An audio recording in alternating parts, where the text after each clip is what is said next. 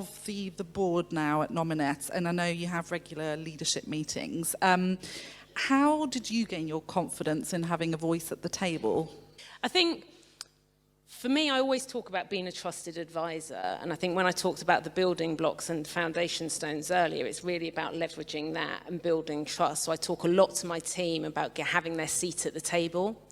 And to have your seat at the table, you need to know your subject matter. So it's really doing your homework, but also pushing yourself to go and grow and develop and continuously learn.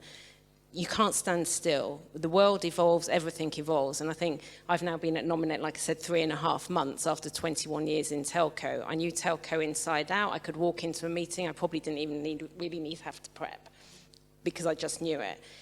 Having moved, I did what Helen said. I went and shadowed 2 board meetings before I actually joined the organisation, just so I knew how it felt to be in that room. I could see the dynamic of how those individuals interacted, which was really important for me. So when I then went and sat through my first board meeting where I had to go and present the financials, do a little bit of the strategy, I actually had a certain anchor and I felt comfortable in that room. So the confidence wasn't necessarily because I knew the subject matter at that point inside out, it was because I had a little anchor.